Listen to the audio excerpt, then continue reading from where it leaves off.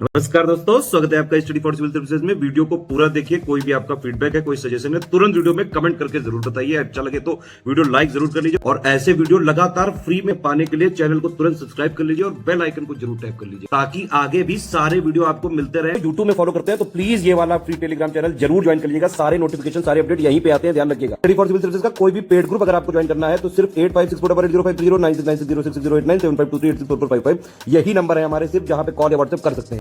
Instagram पे हमारा page जरूर फॉलो कर लीजिएगा, study4civil.services है। ट्विटर पे हमको जरूर फॉलो कर लीजिएगा, @study4civils है। सारे क्वेश्चन अटेम्प्ट करिए और स्कोर अपना तुरंत कमेंट करके बताइए। दोस्तों, यूपी लेखपाल की आगामी परीक्षा के लिए ये प्रैक्टिस का सेट चल रहा है और इसमें हम सामान्य हिंदी के प्रश्नों को देखने वाले हैं। तो इस मॉक टेस्ट को ध्यान से देखिएगा।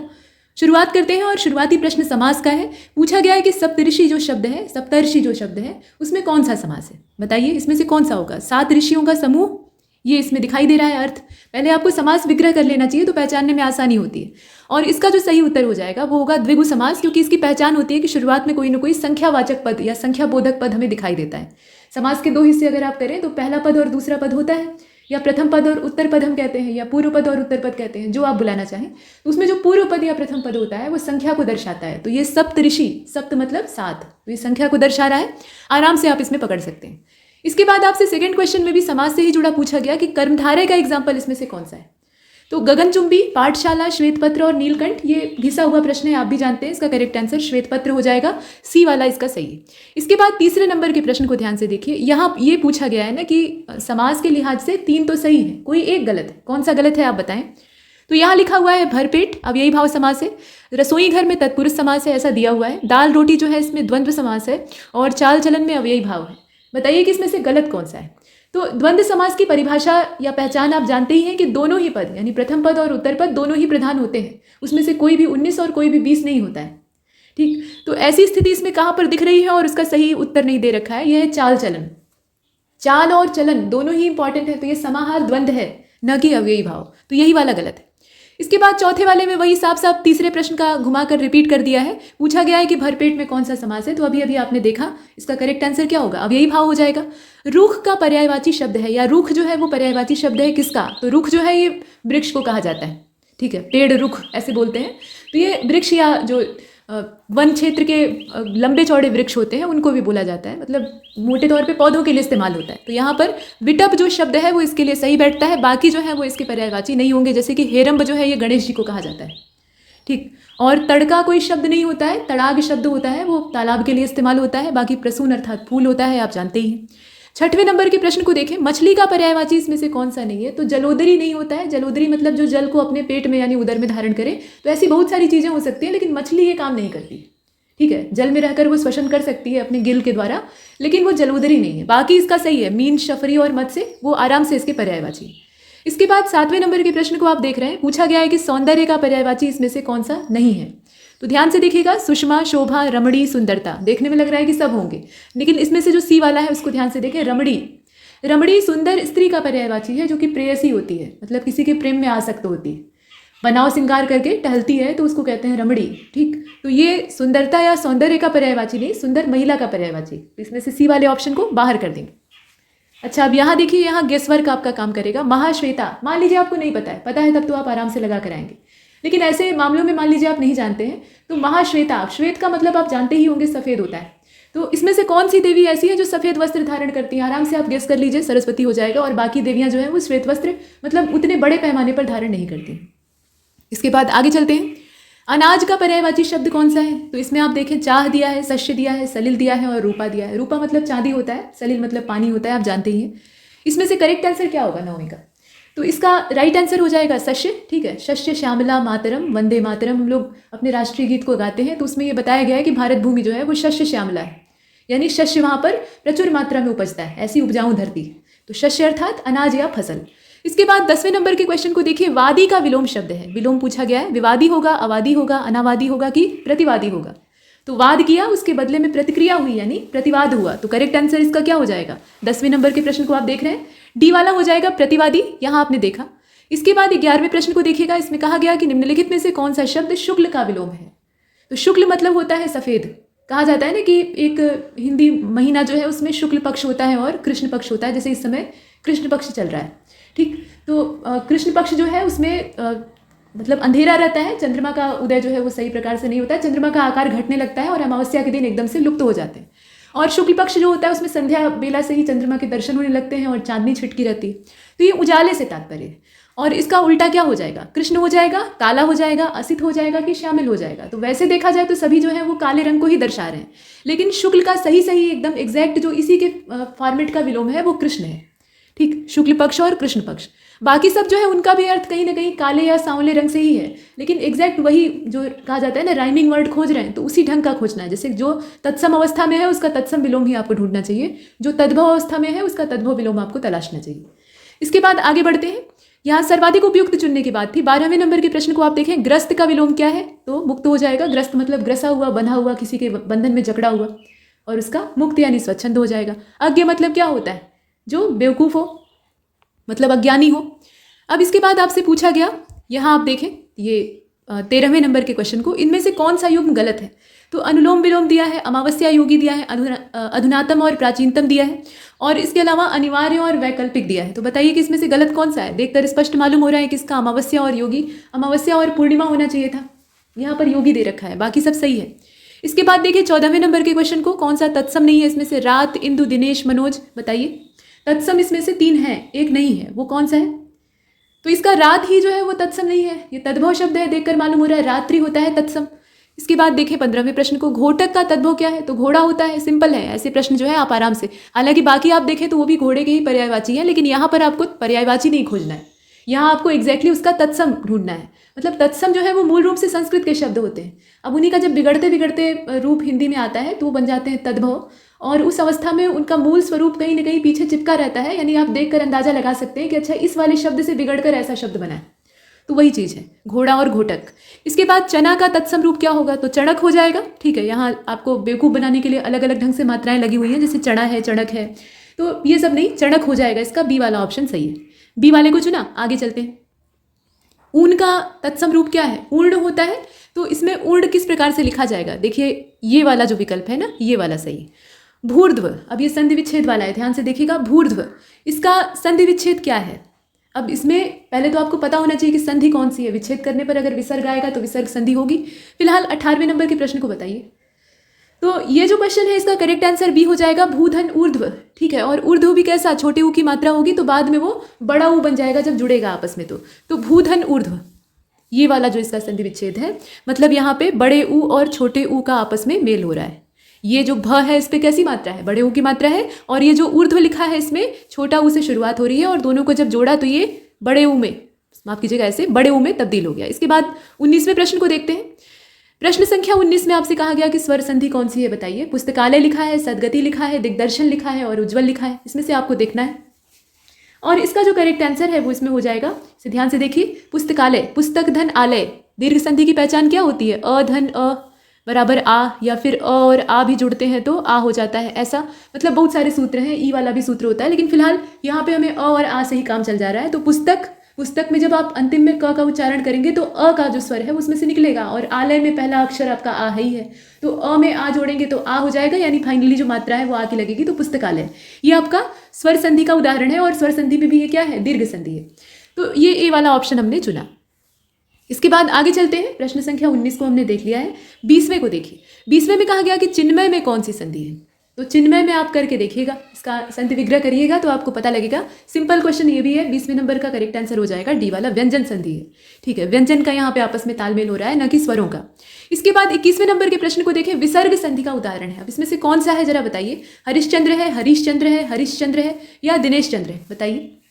21 नंबर का ये जो क्वेश्चन है इसका करेक्ट आंसर हरिश्चंद्र हो जाएगा, हरिधन चंद्र, और ये जब जुड़ा तो आपस में बीच में तालव्य श आ गया, वो भी आधा, तो बन गया हरिश्चंद्र। ठीक, तो इसमें विसर्ग का इस्तेमाल होगा, मतलब ऐसे जो 2 बिंदु हैं वो प्रयुक्त होंगे, और जब हम संधि कर देंगे तो वो 2 बिंदु गायब हो जाएंगे। अब इसके बाद यहाँ देखिए, वाक्यांश के लिए एक शब्द वाला सिस्टम शुरू हो गया है। जिस किसी वस्तु की स्पृहा न हो, मतलब उसकी कामना ना हो, उसके लिए उपयुक्त शब्द, मतलब वाक्य दे दिया है आपको, उसके लिए उपयुक्त शब्द आपको ढूंढना है।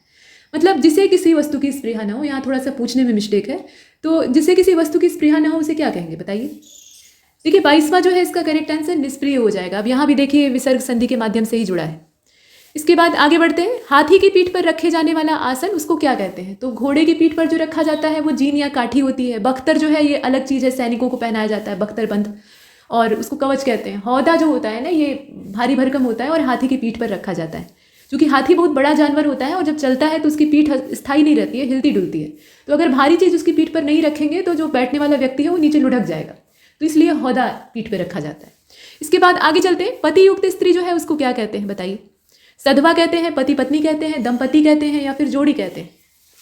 24 करेक्ट आंसर क्या होगा? डी हो जाएगा, सधवा कहते हैं। यहाँ पर पति पत्नी का जोड़ा नहीं पूछा जा रहा है, अगर वो पूछा जाता तो दंपति होता, लेकिन सिर्फ यहाँ पर ये कहा जा रहा है कि पत्नी एक ऐसी स्त्री जिसका कि पति जीवित है, यानी वो पति से युक्त है, तो उसको सधवा कहेंगे। इसके बाद अगले प्रश्न यानी 25वें को देखें। अत्यंज, ये अंत्यज शब्द है असल में, तो अंत्यज शब्द जो है इसके लिए सही वाक्यांश क्या है? तो किसी के अंतर से उत्पन्न, अंडे से पैदा होने वाला, तथाकथित निम्न जाति में उत्पन्न होने वाला, या फिर अपने सगे संबंधियों का त्याग करने वाला, कौन सा होगा इसमें से? तो तथाकथित निम्न वर्ग में जन्म लेने वाला जो समुदाय था उसको, मतलब घोषित तौर पे निम्न वर्ग था, वो छुआछूत फैली हुई थी पहले के समाज में, तो उनको अंत्यज कहा जाता था। ये शूद्रों से भी नीचे माने जाते थे। जो 4 वर्ण की व्यवस्था बाद में जाति में तब्दील हो जाती है ना, तो उसमें शूद्र को सबसे नीचे मानते थे और उससे भी नीचे मानते थे अंत्यज को। और इसमें अछूत लोगों को रखा जाता था, जैसे चांडाल, डोम, इस तरह के लोग आते थे। ठीक, तो ये एक भेदभाव था पुराने समय में। इसके बाद आप देखें 26वें नंबर के प्रश्न को। कभी नाव गाड़ी पर, कभी गाड़ी पर नाव, ये क्या है? एक लोकोक्ति है। लोकोक्ति जो है ये लोक उक्ति होती है, यानी सामान्य जनता के मुख से निकली हुई कविताएं होती हैं, पद्यात्मक वाक्य होते हैं, और ये प्रायः व्यंग के रूप में कहे जाते हैं। मतलब व्यंग झारना रहता है किसी पर तो लोकोक्ति बोल देते हैं। तो यहाँ आप देखें, कभी नाव गाड़ी पर, कभी गाड़ी पर नाव, इसका मतलब क्या है? संघर्ष होना, भलाई होना, एक से स्वभाव वाला होना, एक दूसरे की सहायता करना। इसमें से सही कौन सा है? तो हालांकि वैसे देखा जाए तो इस लोकोक्ति का सही अर्थ इसमें से चारों में कहीं नहीं है, लेकिन कोई ना कोई चुनना होगा आपको। तो ऐसी परिस्थिति में जो सबसे ज़्यादा उपयुक्त लगे उसको चुन लीजिए। तो देखिए 26 का करेक्ट आंसर हो जाएगा डी वाला। कभी नाव गाड़ी पर और कभी गाड़ी पर नाव, एक दूसरे की सहायता करना। जब जमीन पर चलना था तो वहाँ पर नाव को क्या किए? गाड़ी पर रख दिए, तो गाड़ी जो है वो नाव को सपोर्ट कर रही है। सामने आ गया पानी, तो नाव कही कि अच्छा अब हम पानी में उतर रहे हैं, तो मेरे ऊपर बैठ जाओ, तो गाड़ी जो है वो नाव पर चढ़ गई। तो ये क्या है? आपसी सहयोग है, मतलब म्यूचुअल अंडरस्टैंडिंग है ये। अब इसके बाद आगे चलते हैं। देखिए तो 26वें प्रश्न को हमने हल किया है। 27वां देखिए, अदृश्य शत्रु। अदृश्य शत्रु जो है इसके लिए प्रयुक्त मुहावरा कौन सा है? मीठी छुरी, आस्तीन का सांप, पेट में दाढ़ी, मुख में राम, बगल में छुरी।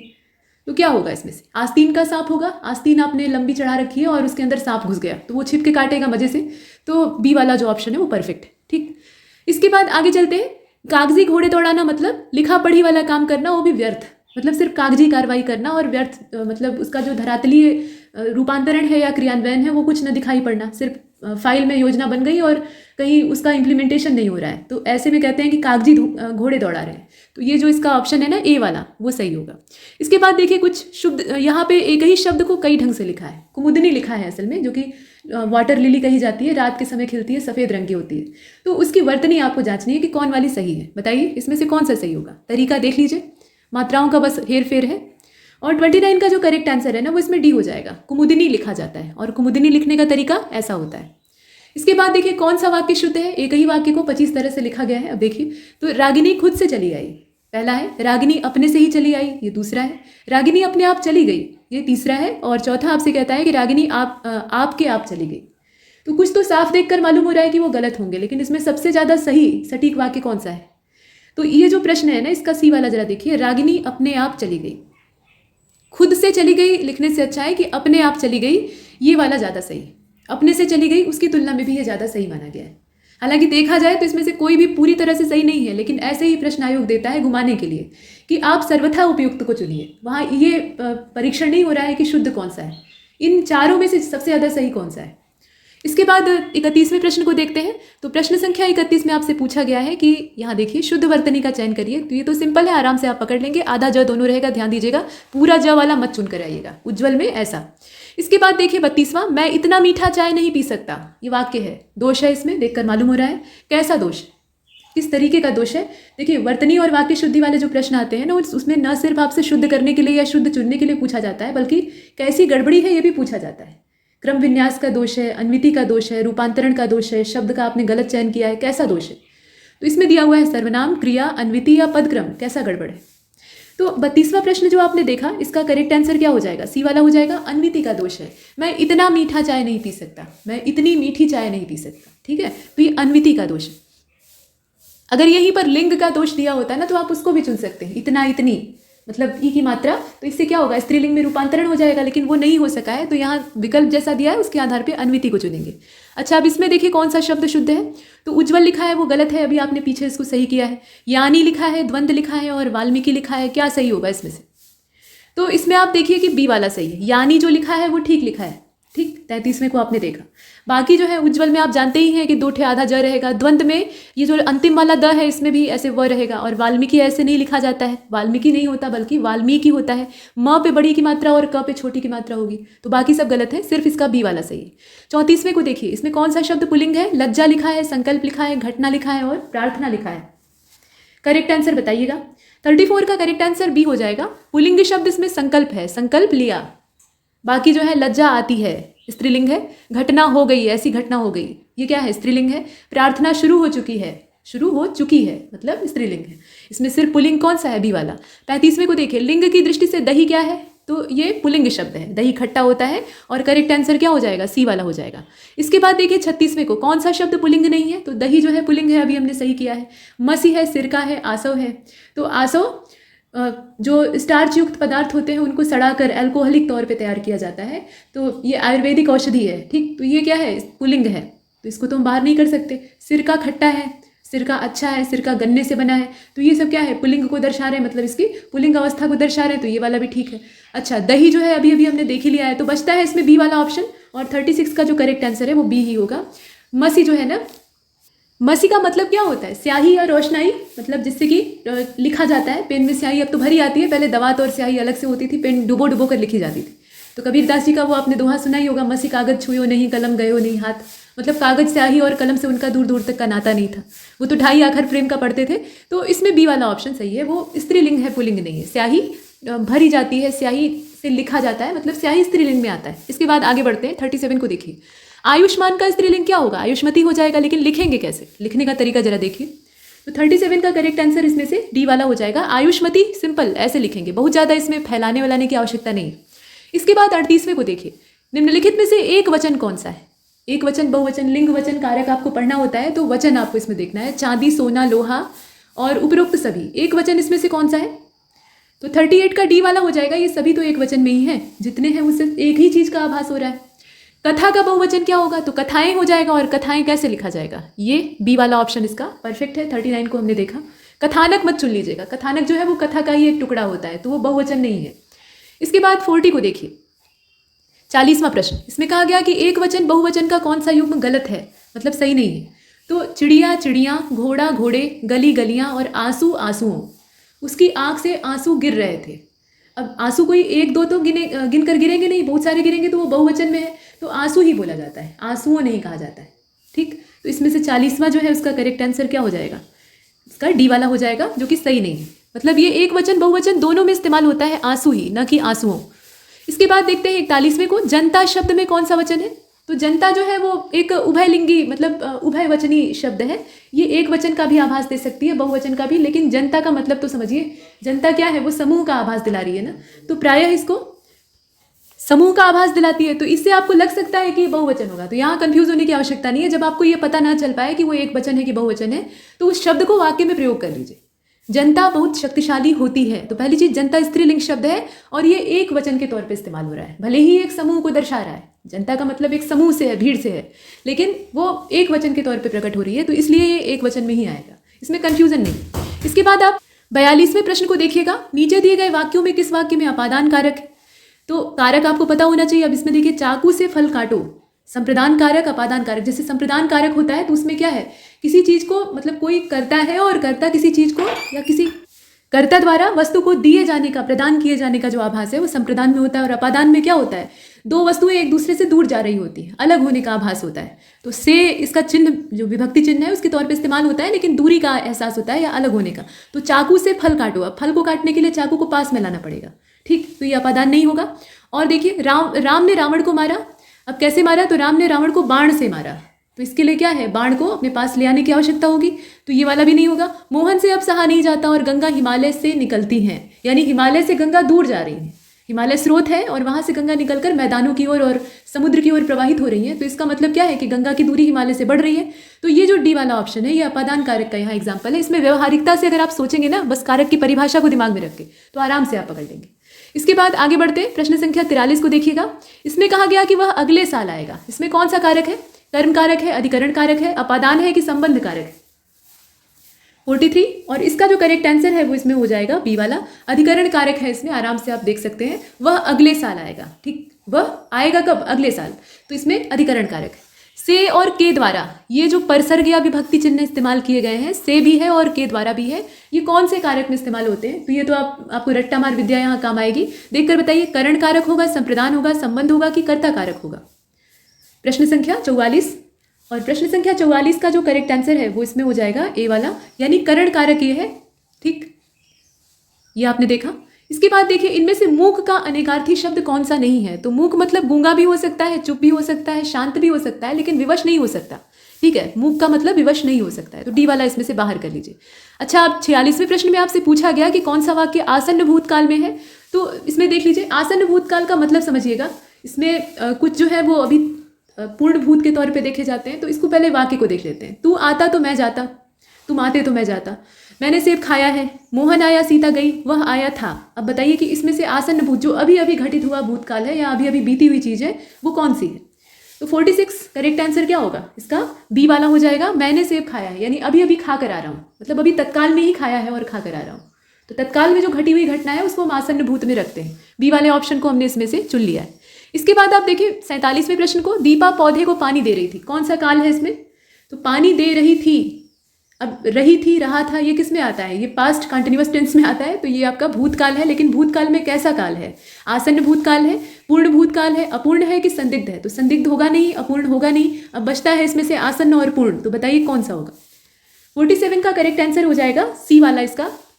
अच्छा देखिए, इसमें एक चीज़ और है, वाक्य को थोड़ा ध्यान से अगर पढ़ा जाए तो दीपा पौधे को पानी दे रही थी, अगर ये कहा जाता है कि दे चुकी थी तब तो उसमें पूर्णता होती, लेकिन अभी क्या है कि वाक्य अधूरा है, पानी दे रही थी, उसके बाद वो क्या करेगी कुछ तय नहीं, तो ऐसे में अपूर्ण भूतकाल में रखा गया है। ठीक, अगर अपूर्ण भूतकाल वाला ऑप्शन न मौजूद रहे तो ऐसे में आप आसन्न को भी लगा सकते हैं, वो परिस्थिति जन्य है, मतलब विकल्प जैसा रहेगा उसके हिसाब से आप चयन करेंगे। लेकिन चूंकि यहाँ पर अपूर्ण भूतकाल दिया है और ये भूतकाल अधूरा ही है, मतलब घटना का अधूरा ही जानकारी या डाटा हमारे पास है कि अभी वो दे रही थी, उसके बाद उसने क्या किया, कोई जानकारी नहीं, तो ऐसे में इसे अपूर्ण भूत में डाला गया है। इसके बाद 48 को देखिए, अली और अली, तो इन दोनों शब्दों का अलग अलग मतलब है, सिर्फ मात्रा का फर्क यहाँ दिखाई दे रहा है लेकिन अर्थ अलग है। तो क्या इसका अर्थ होता है आप बताइए, शब्द युग्म का देखना है आपको। भौरा और भगवान होता है, सखी और भौरा होता है कि भौरा और सखी होता है, तो भगवान वाला ऑप्शन तो इसमें से बाहर कर दीजिए क्योंकि वो होगा नहीं, बचता है सी और डी। जरा बताइए इसमें से कौन सा होगा। तो क्वेश्चन नंबर 48 का करेक्ट आंसर भौरा और सखी हो जाएगा। देखिए, अली जो है वो भौरे को कहा जाता है और अली जो है वो सखी को कहा जाता है, मतलब महिला मित्र या जो सखियाँ होती हैं, आपस में दोस्त होती हैं महिलाएं, उनको कहा जाता है। इसके बाद 49 को देखते हैं। 49 में एक गद्यांश दिया है और प्रश्न संख्या 50 यानी 50 में भी वही काम है।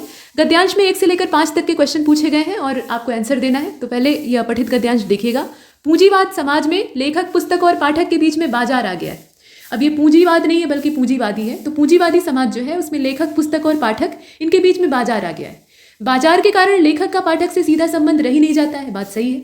और इसीलिए मार्क्स ने कहा था कि पूंजीवादी समाज में कला, साहित्य और लेखन के एलिएशन की समस्या सबसे बड़ी है, मतलब इसका विलोपन हो रहा है, इसका मूल स्वरूप खराब हो रहा है।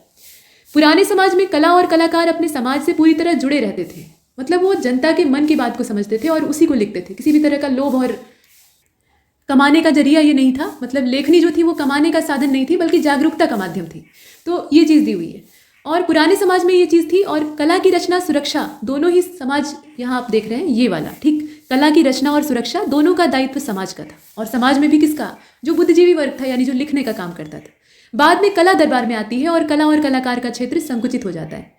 कह सकते हैं कि कला सामाजिक एलिएशन का शिकार हुई, विशेष रूप से मध्यकाल में। दरबारी कवि और दरबारी रचनाकार आ गए जो कि राजा की प्रशंसा से बाहर कुछ लिख ही नहीं पाते थे, तो ये एलिएशन का शिकार हो गई। और पूंजीवादी समाज में कला दरबार से निकलकर जब बाजार में आई तो इसे एक अजनबीपन और एलिएशन के रूप में और ढलना पड़ा, मतलब अजनबी सी हो गई लोगों के लिए, क्योंकि इसका मूल स्वरूप पहले ही खराब हो गया। तो ये आपका अपठित गद्यांश था। अब आपको प्रश्नों के उत्तर देने हैं। पहला प्रश्न आपसे पूछा गया कि पूंजीवादी समाज में लेखक और पाठक के बीच में क्या आ गया है, तो बाजार आ गया है, ठीक। इसमें सी वाला जो ऑप्शन है उसको चुनेंगे। बेशक बाजार आ गया और बाजार ने सब कुछ खत्म कर दिया है। पुराने समाज में कला की सुरक्षा का दायित्व किस पर था? समाज पर था, ठीक है। कलाकार पर भी था और समाज पर भी था, लेकिन कलाकार चूंकि समाज का हिस्सा होता है। लेकिन यहाँ एक चीज़ और है कि देखिए, आपके मन में कोई उत्तर और आ रहा है, लेकिन जो गद्यांश है उसी के हिसाब से हमें उत्तर देना होता है। गद्य में लेखक ने जैसा कहा है उसी के अनुरूप आपको उत्तर का चयन करना होता है। इसमें ज़्यादा अपनी बुद्धि नहीं लगानी होती, ठीक। तो इसमें जो सेकंड वाला है इसका करेक्ट आंसर क्या हो जाएगा? 49 का आप दूसरा प्रश्न देख रहे हैं, तो देखिए इसका डी वाला हो जाएगा, समाज का उत्तरदायित्व है ये वाला। इसके बाद देखिए, कला के क्षेत्र में संकुचन का क्या आशय है? तो कला का दायरा बढ़ गया है, तो दायरा बढ़ता है तो संकुचित क्यों होती? कला का दायरा सीमित हो गया है, कला का उन्नयन हो रहा है, कला लोकप्रिय हो रही है। तो सरल विकल्प है, आप आराम से चुन सकते हैं। कला का दायरा सीमित हो गया है, यही संकुचन की असली वजह है। अजनबीपन का क्या आशय है? तो अजनबीपन का आशय यह है कि एकाकीपन है, कि अपनापन है, कि सामुदायिकता है, कि लोकप्रियता है। क्या होगा इसमें से? देखिए इसका जो करेक्ट आंसर है वो इसमें ए हो जाएगा, एकाकीपन। मतलब कला या धरोहरें जो है वो अकेली रह गई। इसके बाद अगले प्रश्न को देखते हैं, यानी प्रश्न संख्या 5। इसमें कहा गया कि गद्यांश का शीर्षक बताइए। तो कला में पूंजीवाद, पूंजीवाद समाज या पूंजीवादी समाज में कला, दरबारी साहित्य, कला और कलाकार। वैसे तो देखा जाए तो ये सभी कुछ सारे विषय जो हैं वो इस गद्यांश में थे, लेकिन सही इसका शीर्षक कौन सा होगा? देखिए शीर्षक चुनने के लिए आपको गद्यांश को ध्यान से पढ़ना होता है, और एक बार में अगर ना समझ में आए तो 2-3 बार पढ़ने में हिचकिचाना नहीं चाहिए। और उसके बाद ये खोजना चाहिए कि लेखक अंत में आकर किस चीज़ पर फोकस हो रहा है, मतलब किस चीज़ पर केंद्रित हो जा रहा है, और वही केंद्र बिंदु आपको पकड़ना होता है। तो ये जो 5वां है ना, इसका करेक्ट आंसर हो जाएगा इसमें से बी वाला, पूंजीवादी समाज में कला। बात कला और कलाकार की तो है, लेकिन यहाँ बात हो रही है पूंजीवादी समाज में कला की जो गिरती हुई स्थिति है उसकी। इसके बाद अब 50वें अंतिम प्रश्न को देखते हैं। इसका गद्यांश आप देख लीजिए। लक्ष्मण ने अकृत्रिम भ्रातृ स्नेह के कारण बड़े भाई का साथ दिया। मतलब उनका जो भाई प्रेम था वो कैसा था? कृत्रिम नहीं था। उन्होंने राजपाट छोड़कर अपना शरीर भगवान रामचंद्र को अर्पण कर दिया। यह बहुत बड़ी बात है। अपना शरीर तो अर्पण किया ही, अपना गृहस्थ जीवन भी उन्हीं के चरणों में डाल दिया। मतलब अपनी नवविवाहिता पत्नी को वैसे ही छोड़कर वो वन में चले आए। भगवान राम तो सीता जी के साथ आए थे, लेकिन लक्ष्मण जी उससे भी बड़ा त्याग करते हैं और अपनी पत्नी को अयोध्या में ही छोड़कर आते हैं। तो यहाँ दिया गया वही चीज़ कि पर उर्मिला ने इससे भी बढ़कर आत्मोत्सर्ग किया। उन्होंने अपनी आत्मा की अपेक्षा अपनी आत्मा से भी अधिक प्रिय अपने पति को, राम जानकी को दे डाला। और यह आत्मोत्सर्ग का जो काम था उन्होंने तब किया जब उन्हें ब्याह कराए कुछ ही समय हुआ। तो जो बात अभी आपसे मैंने कही वही चीज़ यहाँ लिखी हुई है। उन्होंने अपने सांसारिक सुख के सबसे अच्छे अंश से हाथ धो डाला। मतलब कहा जाता है ना कि विवाह किया तो वैवाहिक सुख भोगने का अगर कोई व्यक्ति इच्छुक है तो शुरुआती समय ही उसका सुखकर होता है। बाद में तो तमाम जिम्मेदारियां होती हैं, जैसे जैसे उम्र ढलती है जिम्मेदारियां ज़्यादा हो जाती हैं और वैवाहिक सुख कहीं पीछे हो जाता है। तो जो प्रेमी और प्रेयसी वाला जो एक फॉर्मेट होता है वो शुरुआती समय में ही होता है। तो शुरुआती जो 14 साल थे उन्होंने गंवा दिए। अब इसके बाद देखिए, नवोढ़त्व प्राप्त होते ही जिस उर्मिला ने रामचंद्र और जानकी के लिए अपने सुख सर्वस्व पर पानी डाल दिया, उसके लिए अंतरदर्शी आदि कवि के शब्द भंडार में दरिद्रता है। कहने का मतलब ये है ना कि भगवान राम और माता जानकी का यश सब गाते हैं, और लक्ष्मण जी का भी बखान सब लोग करते हैं कि बहुत बड़े, मतलब बहुत ही समर्पित भ्राता थे या भाई प्रेमी थे। लेकिन उर्मिला के बारे में जो गुणगान है वो बहुत कम दिखाई देता है। हालांकि कुछ स्थानों पर मिलता है, लेकिन सब जगह नहीं मिलता है। अब तुलसीदास और महर्षि वाल्मीकि ने जितना बढ़ा चढ़ाकर भगवान राम का यश गाया है, क्या उतना ही बढ़ा चढ़ाकर उन्होंने उर्मिला के बारे में कहा है? नहीं कहा है। तो यहाँ वही दरिद्रता दिखाई जा रही है, मतलब सोच की दरिद्रता है।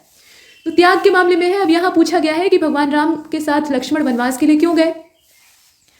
तो रामचंद्र की सेवा करना उनका उद्देश्य तो था, लेकिन सेवा वो किस भाव से कर रहे थे? भाई के प्रति बहुत ज़्यादा प्रेम था। अच्छा, अब इसके बाद देखिए लेखक को क्या दुख है। तो लेखक को ये दुख है कि रचनाकारों ने उर्मिला के बारे में कुछ नहीं कहा। यही सबसे बड़ा दुख है। उर्मिला ने क्या बलिदान नहीं दिया? तो लक्ष्मण से विवाह किया, अपनी बहन सीता का वियोग सहा, लक्ष्मण को रामचंद्र के साथ वनवास के लिए जाने दिया और सांसारिक सुखों का त्याग किया। यहाँ जो प्रश्न है इसे ध्यान से देखिएगा और बताइएगा।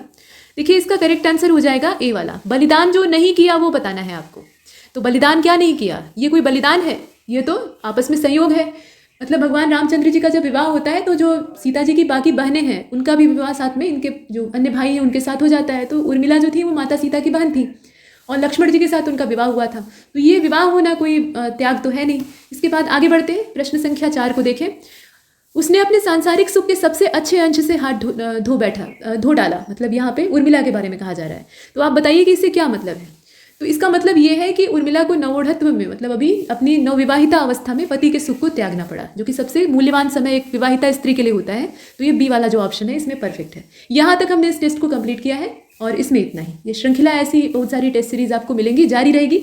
हमारे साथ बने रहिए, लगातार अभ्यास करते रहिए। तब तक के लिए नमस्कार।